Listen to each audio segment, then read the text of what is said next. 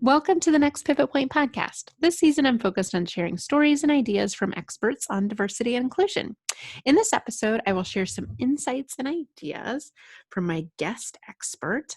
I have Tina Gilbert with us today, and we will leave you with some actionable tips to think about and discuss with your organization. We share this information because inclusive leadership is a journey and it requires bravery and courage. You don't have to do it alone, though. Our next pivot point, I believe we're stronger together. We're one. So let's meet this week's guest expert.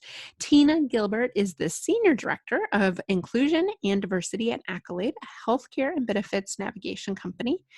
It is her responsibility. It includes diverse workforce, inclusive culture, and a sense of belonging for all employees. She and her team manages the programs and tactics to drive engagement and deliver measurable business outcomes. Prior to Accolade, Tina was with Teva Pharmaceuticals as the first L&D leader. She guided the organization's evolution from diversity compliance management to recognizing its value as a business imperative. Her progress was recognized in 2017 by Diversity Inc. magazine. Woohoo! As an I&D leader of the last 10 years, she partners with business and HR leaders into designing programming that aligns with talent strategies and operational financial goals. Most recently, she was named as Hive Learning's most influential D&I leaders and finds Farkas one of the 30 must-follow D&I thought leaders transforming the workplace. Prior to being full-time diversity practitioner, Tina was managing director with Accenture Strategy Practice. During her 15-plus career there, she consulted for 7 of the top 10 pharmaceutical companies, and she holds a BS from Spelman College, an industrial engineering degree from the Georgia Institute of Technology, and an MBA from the Wharton School, University of Pennsylvania. She lives in Philadelphia with her husband and 2 teenage daughters. Tina, so excited to have you. I am excited to be here. And well, that was a mouthful. Thank you for sharing all of my background. I appreciate that. That's how I found you. You're on all of these D&I influencer lists. I was like, oh my gosh, I have to talk to Tina. So we have just been getting to know each other here before our interview today. But what a fascinating background you have. So let's maybe start there, Tina. You've been doing inclusion, diversity work, however you want to do the acronym, for a long time, for over a decade. Where are we at right now Mm, in 2020? yeah, Where are we really at? interesting question. And, even in reflecting on that, it's kind of like where we've been, right? So, my journey in this space, when I really, really think about it, started when I entered the workforce as a kind of a new young professional.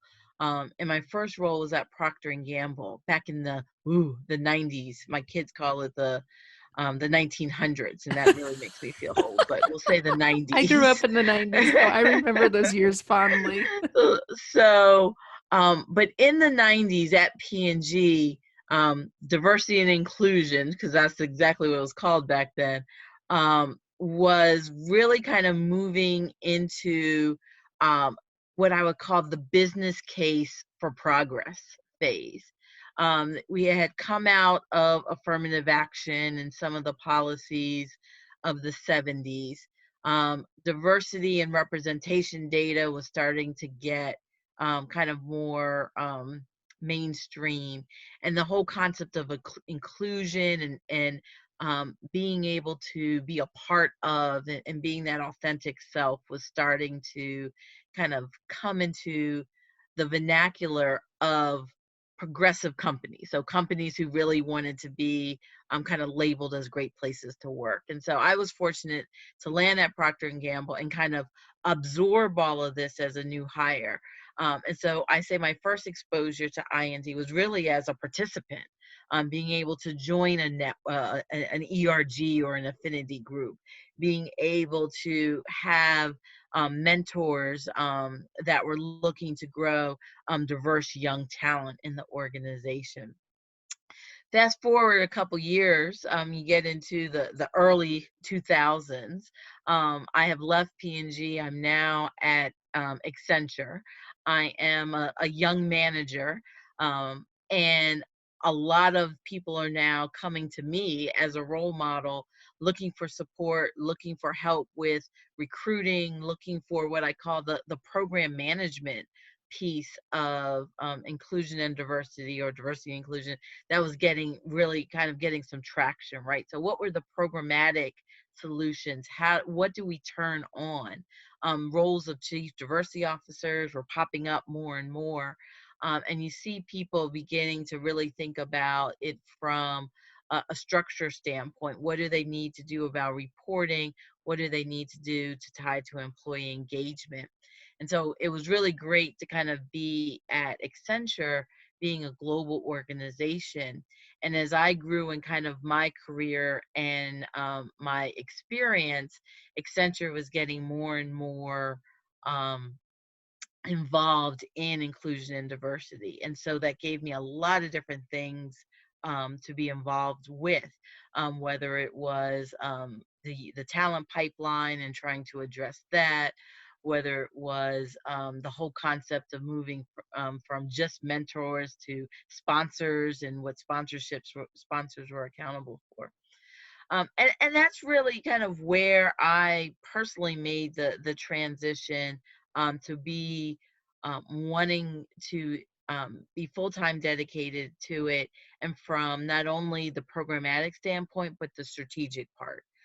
The role that the most senior leaders of the organization needs to play, how it needs to be embedded into our business processes, how you needed to approach inclusion strategy the same way you approach a marketing strategy, a change management approach. So these were things that kind of, as it was evolving, you start to see where, whether it was called diversity and inclusion, inclusion and diversity, people were spending a lot of time on the language. Concepts of allyship and belonging started to come to fruition, and people started to define that. Um, and that's really kind of the world we were in up into I'll say calendar year 2019, but also month February 2020. And then 2020 became like this very interesting year. You first had COVID. And so for many organizations, there was the potential push to D&I, right? Okay, everyone's going remote. We got to deal with this right here and now. And you saw kind of D&I projects being put on the shelves. Then you had people saying, hey, this is the most important time to ensure that we are inclusive as we get more dispersed geographically. And so there was these camps setting up around kind of what you think about and should do about D&I in the COVID environment. Then you started seeing the impacts of COVID and the disparities within communities of color. And so that started to raise issues as it related to thinking about people's personal workforces and what they needed to do from a diversity standpoint, but also now issues of wellness and equity started to come in. And then what I'm starting to call, and we can start a movement here, I want to call it the social justice spring, right? Oh, So I it was love kind it. of everything from starting to see the news about Mr. Aubrey, and what happened to him, all the way through the murder of George Floyd, and all the little events in between, which are not little, because some of them were involving the murders and killings of individuals. But that whole collection, and then capstoning it with the protests, the Black Lives Matter movement, and and what happened to some communities, the riots. And so putting all that, packaging all that together, and calling it the Awakening Social Justice Spring. And that's really where I think you'll see this next pivot point, to use your word, Love it. around inclusion and diversity. Because what came out of that was what I call a doubling down for many organizations on race, and bringing that to the forefront, similar to how earlier, kind of the 2010s, there was a lot of focus on gender diversity, especially when you thought about it from a global perspective. But here and now, you're seeing not only the doubling down of race, but the focus on the language, and how people really want to talk about um, concepts of white supremacy, white fragility, white privilege, and things such as BIPOC are popping up when you're talking about Mm-hmm. really calling out the marginalized experiences of Black people, Indigenous people, people of color. And so this kind of awakening and refocus on race, the importance of language. And I think what we've been talking about is now you're starting to see organizations, in addition to needing to take inward action, more comfortable and can going back to that those progressive organizations, kind of what P&G was in the 90s, those progressive organizations thinking about what their external stand is, and whether their external stand is around advocacy, or specifically supporting pieces of social justice, and being committed to that, beyond simply talking about their own internal hiring practices. Mm-hmm. So very long answer, kind of a little bit I of love the myself, history lesson. a little bit of myself and my journey thrown in there. But I do see this as a pivot point, and I see organizations, most importantly the ones who are truly committed, are making commitments and putting out goals that are kind of bolder and more specific, than we have seen in the past. Yeah, yeah. Well, that's a perfect segue to what you've been working on at Accolade. Before we get into the strategy work, you've been leading the intentional goal setting. I just want to appreciate the historical perspective you gave us and the importance of language. It's really hard for us to articulate something if we don't have words to Yes. describe those experiences. So, um, white And even harder fragility, to solve it, right? So right? you can't articulate it, therefore you can't solve it. And that's, I think, one of the biggest linchpins around talking about racism. Hmm. And where I think we're really uncovering white people, myself included, that grew up in the mask of the '90s, that were colorblind. We don't see color. Racism is over. Everyone has an equal chance. I was a kid then, growing up, and I believed that message. And I also Hmm. was taught in school that slavery ended, civil rights happened, boom, we're here. And what we're really unraveling as a society, as corporate America, as white people in this conversation, and this is something that, to your point about BIPOC, Black people, Indigenous people, people of color, have been experiences all along. And it's like, really? Did this have to happen to see it? And so this spring, you called it a social justice spring. Is that what you called it? Yes. Yeah. Okay. We're going to go with that for a title for this podcast. It's beautiful. Has really come to life. All of the mistakes that we've made, the places we're not at. I have yet to meet an D&I leader that's where they want to be with inclusion. There's no arrival point.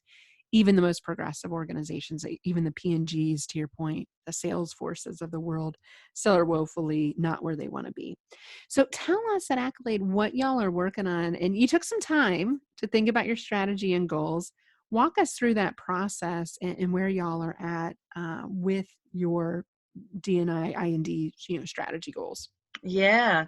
And just to confuse it even more, we changed, and now we're going to be officially diversity, equity, and inclusion. So we're going with the DEI one. Yep. So That I seems to love be the, really popular right now. I yeah. always say it's like, it doesn't matter. Like, pick the ones that resonate with your culture. Like, pick what works for you and make sure you have definitions for those terms. Exactly. So that's the one we're going to go with going forward. And you're right. It was a little bit. There was a combination of, we had some things in place, and then we needed to respond and react externally. But we did so in a way, as I mentioned, that we can bring out, or put forth things that we were really committed to. So initially, as news and reactions were necessary, we did what we always do. We take care of our internal people first, which I thought was amazing work done by our leadership. Our CEO came out with a statement that it wasn't kind of corporate communication-y. It was basically his thoughts and reactions and feelings that came out of that initial week after George Floyd was killed. And so it was really kind of an authentic display of what we needed to do. In the meantime, him and I are working in the background saying, okay, how do we get ready and think through actions? And so I'm kind of partnered, I'm part of our people and culture team. So partnered with my leader to really shape kind of some goals that we wanted to accomplish as we thought about what we wanted to commit to. So one of those goals, for example, was to do a company-wide conversation on it. But at the same time, we didn't want to kind of turn the mic on and kind of just be deafened by the reverberation of 1,200 voices. And what we did was we brought in some outside individuals to kind of have the conversations that we knew needed to be had as our proxy, but also role model how to have these difficult conversations in a productive way. And that's where we start to introduce some of the language and the definitions that you talked about. And so it was through that type of kind of initial kind of gathering that we saw the value of being of kind of walking on this journey together as an organization. We landed on kind of a three-prong approach: equity, and that was taking care of our internal commitments, whether it was how we thought about it from our practices, our talent practices, and our pay equity, whether it was from kind of how we want to create pipelines as well as promote from within. So equity is kind of focused on internally what we need to do. Advocacy, and this is something very proud that our senior leaders, they really spoke strongly about beginning to think about our advocacy platform and wanting to define some pillars, and use statements like, this, we're going to go public with this, and we recognize not everyone is going to agree with us, and that's okay. We are still going to kind of let our advocacy voice be heard. And so we're looking at, things that are important as a part of social justice. We're looking at things that are important around civic responsibility, i.e. voting and voting access. And then we're also looking at things associated with what we do, right? We are healthcare navigation. So when we think about healthcare access, healthcare disparities, there's things in there. And so, being a little generic at this point, we're evolving, we're getting to the specifics to really make sure that where we land, we can have impact. And then it's all the base of our stool, or our triangle as our symbol, is education. And that education is going to work both on the internal side as well as the external side, right? So internally, educating top down. So ensuring our leaders, our middle managers, our full employee base has the knowledge, the insights, and the kind of the phrase we've been using a little bit is from unconscious bias to anti-racist actions, right? So using that framework of unconscious bias as kind of the learning and the understanding, but not staying there, right? Pushing it through the actions, and initially grounding our actions around anti-racism, recognizing that can expand as we think about the broader diversity dimensions. But we are going to take advantage of this moment that's turning into a movement around anti-racism and really call that out initially. On the external education, as our role is, again, we're navigators. We help people understand the healthcare system. And so as we think about our advocacy pillar, what do we need to do to help people understand factually about some of these positions and causes that we will do, right? So it'll be grounded in real data information that can allow people to make informed decisions. So that's kind of what we're going after. Our CEO, after it took a while to come up with that and to package it in a way that I can articulate it in 5 minutes or less.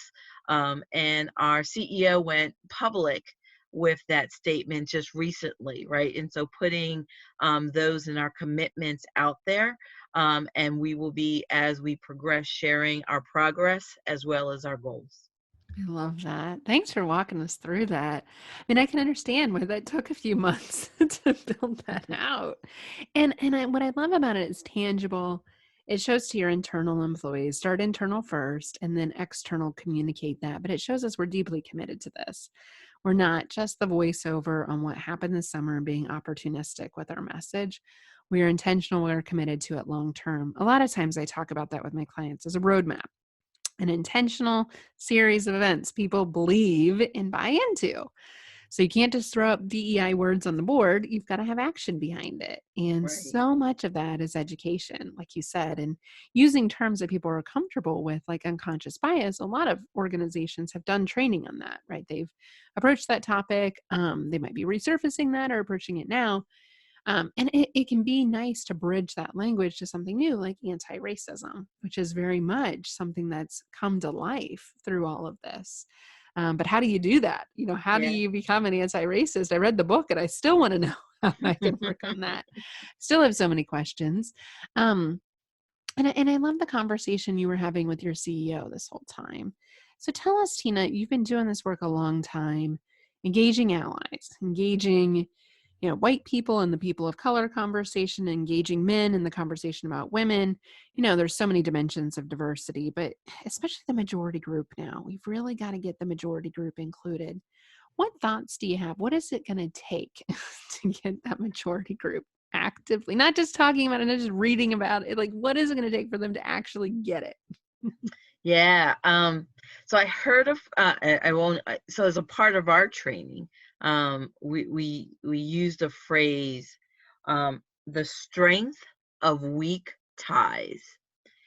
And what that boiled down to is building relationships, personally, organizationally, communities, that look and are different from you, and making that commitment, um, 'cause, because there is so much proof that as you know someone and understand their experience, the empathy will be developed, and even the positive biases will be routed in your brain.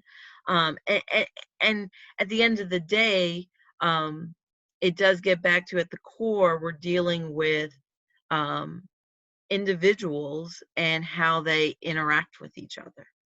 And so, and it plays out through systems and power and policies, and we know all of that, but all of that is still governed by people. And so, what I tell people, especially at this piece of how do I be an ally, it's just about building relationships and creating ties, where you haven't done that before, and getting comfortable when you're in those situations to absorb and see that culture, that environment, those interactions for what they are, and not bringing kind of your assumptions and your preferences to those environments. Um, and it's going to take people being uncomfortable. That comfort with uncomfort is a phrase that people are using a lot. Um, and I think it's acknowledgement of the friction that just has to exist, for us to get through this and to this.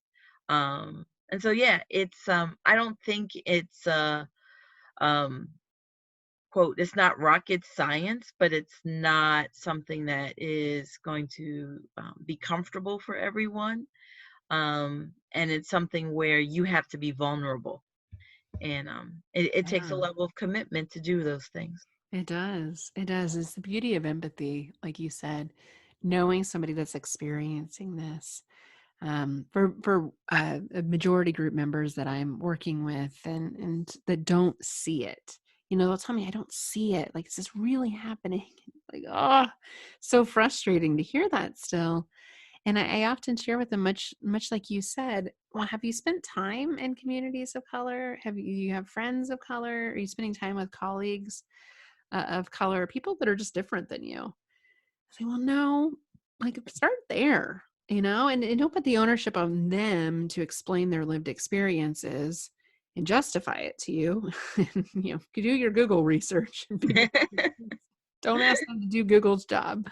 But, when they share things with you, listen. And I think for me, my aha moment early on in this work, as I was interviewing people about allies, the common thread of the experience, especially women of color, would all have very similar stories to share with me. And I remember at first being like, this can't be going on. Are you kidding me? We got to be past this by now. The hair touching, it's like, that's not real. And then you hear the story. I mean, I've heard it now over 100 times. It's Yeah, very real.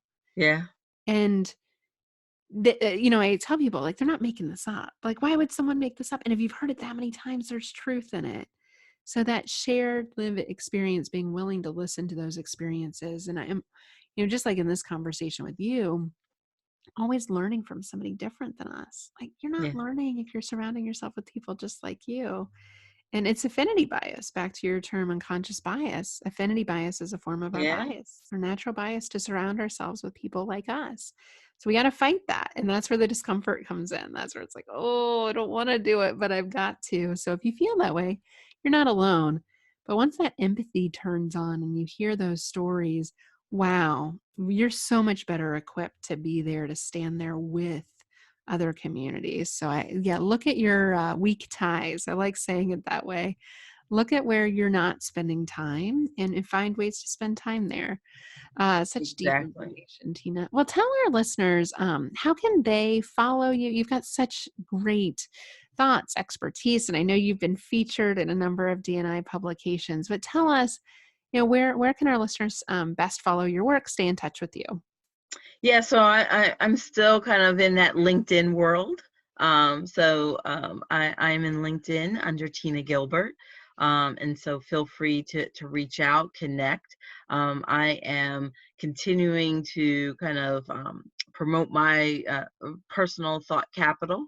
Um, I also have, for those who are really kind of enthusiasts and kind of like to think about this in different settings, I have a group on Facebook that we just post and share information, and it's not a consulting marketplace. It's really for practitioners and enthusiasts to ask questions and share resources. And so to add to the alphabet soup, we call the group D IEB, so diversity, inclusion, equity, belonging navigators. Oh, And fun. so that's another fun way, especially for those who are kind of going up the learning curve, to join and join with others. And to your point, that's where we posted the list of all the Google searches that were going on, and all the articles that people were asking about. So those are the two ways. So professionally, LinkedIn, and kind of from a passion standpoint, my Facebook page. Yeah, well, we'll link to both of those in the show notes, Tina. Thanks so much for being here and sharing your wisdom with us. Well, thank you so much for inviting me. I really enjoyed our conversation. And to all the D&I passionists out there, good luck. We are in an exciting time and journey together. Yeah, we sure are. And you're not alone. You're not alone. That Facebook community is a great place to find refuge and some reprieve time to practice self care and to help each other there. So I love that idea. Definitely. Well, thank you everyone for listening to this episode. Who do you know that needs to hear this message? Hit the share button and connect with us on LinkedIn. You can search for me, Julie Kratz, Kratz. I post daily there. You can also share this episode anywhere you get podcasts. Every review helps other allies find us. I host this podcast because we're stronger together. We are one.